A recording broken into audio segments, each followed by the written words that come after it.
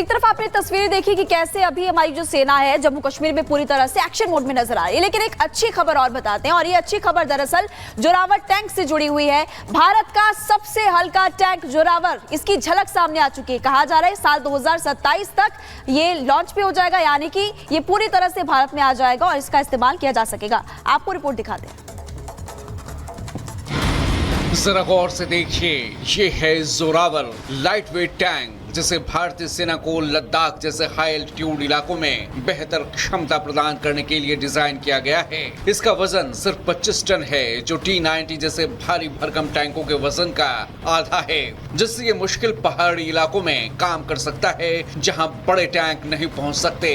Tank का नाम 19वीं सदी के डोगरा जनरल जोरावर सिंह के नाम पर रखा गया है, जिन्होंने लद्दाख और पश्चिमी तिब्बत में सैन्य अभियानों का नेतृत्व किया था। शनिवार को DRDO ने गुजरात के हजीरा में अपने light battle tank Zorawar LT की झलक दिखाई। DRDO ने इस टैंक को लार्सन एंड टूब्रो के साथ मिलकर तैयार किया है। खास बात यह है कि इस टैंक को रिकॉर्ड 2 सालों में तैयार किया गया। जल्द ही लद्दाख में इसके ट्रायल शुरू किए जाएंगे, जिनके अगले 12 से 18 महीनों में पूरा होने की उम्मीद है। खास बात यह है कि भारत अब रक्षा उपकरणों के मामले में आत्मनिर्भर हो रहा है। Bureau report, Republic Bharat.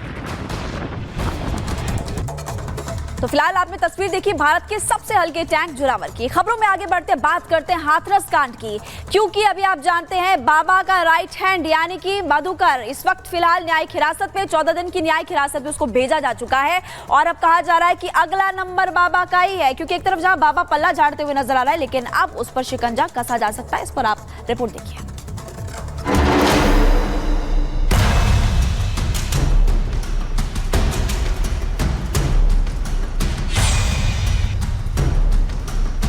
Hathras में भगदड़ कांड के बाद अब बाबा पर शिकंजा कसने वाला है, क्योंकि बाबा का राइट हैंड यानी देवी प्रकाश मधुकर अब अंदर है और अब अगला नंबर बाबा का है, जिसका डर बाबा की सफाई के तौर पर सामने आ चुका है। यानी हाथरस कांड मामले में पुलिस भले ही अब तक पाखंडी बाबा सूरजपाल तक नहीं पहुंच सकी है, लेकिन वो ज्यादा दिनों तक बच नहीं पाएगा, क्योंकि कथित बाबा का चेला अब पुलिस के शिकंजे में है। शुक्रवार को गिरफ्तारी के बाद पुलिस ने शनिवार को मधुकर को कोर्ट में पेश किया। अर्जी पूछताछ के लिए रिमांड की थी, जिसे कोर्ट ने मंजूर कर लिया और मधुकर को 14 दिन के रिमांड पर भेज दिया। मधुकर के ही एक और साथी गिरफ्तार आरोपी संजू यादव को भी कोर्ट ने 14 दिन के लिए न्यायिक हिरासत में जेल भेजा है। मधुकर भले ही अब पुलिस की गिरफ्त में है, लेकिन अभी भी उसका पूरा परिवार फरार है। हमारी टीम ने जब उसके आवास की पड़ताल की तो वहां ताला लटका हुआ मिला। अब सवाल ये है कि अगर मधुकर गुनहगार नहीं है तो उसका पूरा परिवार घर पर ताला लगाकर क्यों फरार है? भगदड़ मामले में मुख्य आरोपी देव प्रकाश मधुकर को पुलिस ने हिरासत में लिया है, लेकिन इस बीच अगर हम उनके घर की तस्वीरें दिखाएं हाथरस से, तो उनके घर के बाहर अब भी ताला लगा हुआ है, अंदर परिवार के सदस्य नहीं हैं। ऐसे में कई सवाल भी खड़े हो रहे हैं। कुछ लोग भी हम उनसे बात करेंगे। आप उनके पड़ोसी है, तो परिवार अभी आया नहीं है क्या? अभी नहीं आया है। उसी दिन से परिवार गए? हाँ। अच्छा, ऐसे में सवाल एक ये खड़े हो रहे हैं कि आखिर जब आयोजकों की कोई गलती नहीं थी, ऐसे में देव प्रकाश मधुकर भी आत्मसमर्पण करते हैं, तो परिवार आखिर क्यों गायब हो गया है और परिवार अब भी यहाँ पे क्यों नहीं पहुँचा है? पुलिस पूरे मामले की जांच हर एंगल से कर रही है। पुलिस सियासी लिंक से लेकर फंड की जांच की तैयारियों में है। बाबा के सियासी आकाओं से लेकर चंदा देने वाले काले कुबेर भी अब रडार पर हैं। शुरुआती जांच में मधुकर की 2 भूमिकाएं सामने आई हैं। मधुकर फंड इकट्ठा करने का काम करता है, वो कार्यक्रमों में आयोजक की भूमिका में रहता है। हालांकि पुलिस पूछताछ में मधुकर अभी सीधा जवाब नहीं दे रहा, वो सिर्फ खुद को बार बार बाबा का सेवादार बता रहा है।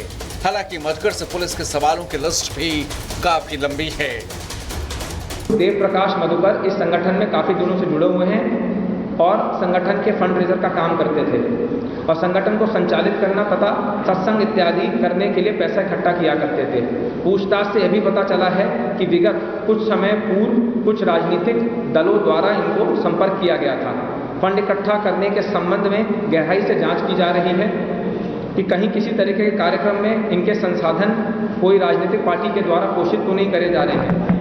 अब तक की पूछताछ से ऐसा प्रतीत हो रहा है कि कोई राजनीतिक दल अपने राजनीतिक व निजी स्वार्थ के लिए इनसे जुड़ रहा है। गलत पैसा आया है, गलत हुआ है तो अवश्य कार्रवाई होनी चाहिए, लेकिन अगर आया है तो अगर किसी ने लिया है, अगर उनमें से किसी ने लिया, उनके खिलाफ एक्शन होना चाहिए। भक्ति मार्ग है, शक्ति मार्ग है, ये फंडिंग का मार्ग नहीं है, ये धंधे का मार्ग नहीं है, ये बिजनेस का मार्ग नहीं है, ये व्यापार का मार्ग नहीं है, ये मानव मंगल मिलन सद्भावना समागम का मार्ग है। नारायण साकार हरि को जो वीआरएस से पेंशन मिलती है, जिस आधार पर वो कार्य कर रहे हैं, वो उनके लिए जीवन के लिए पूर्ण है और अपनी धर्मपत्नी के साथ रहते हैं, जिन्हें माताजी कहते हैं, और अपनी पेंशन से गुजारा करते हैं। बख्शा तो कोई भी नहीं जाएगा और इस बात का एहसास बखूबी सूरजपाल को हो चुका है। तभी 5वें दिन कैमरे पर आकर उसने मदद का ढोंग किया और अब वकील के साथ मिलकर मैदान में उतर रहा है। बाबा अब इस लड़ाई को अपने वकील के जरिए कानूनी तौर पर लड़ने जा रहा है, लेकिन सवाल यह है कि कहीं पुलिस के साथ मिलकर ये खेल तो नहीं हो रहा, क्योंकि जो बाबा पुलिस प्रशासन को नहीं मिल रहा वो मीडिया को मिल गया। आखिर क्यों पुलिस अभी तक बाबा पर हाथ नहीं डाल रही है?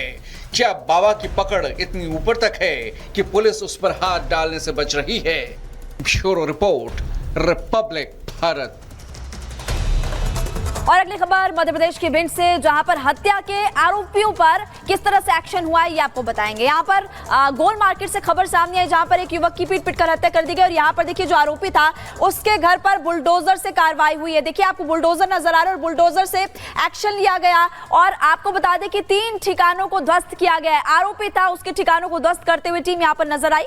मोहन यादव सरकार भी एक्शन मोड में इस वक्त नजर आ रही है। एक तरफ जहां उत्तर प्रदेश में बाबा का बुलडोजर चलता है, वहीं पर इसी मॉडल को लागू किया जा रहा है अन्य राज्यों में भी। और भिंड से आपको लगातार बता रहे हैं नोटिस दिया गया था, नोटिस के बाद प्रशासन ने बड़ी कार्रवाई की है।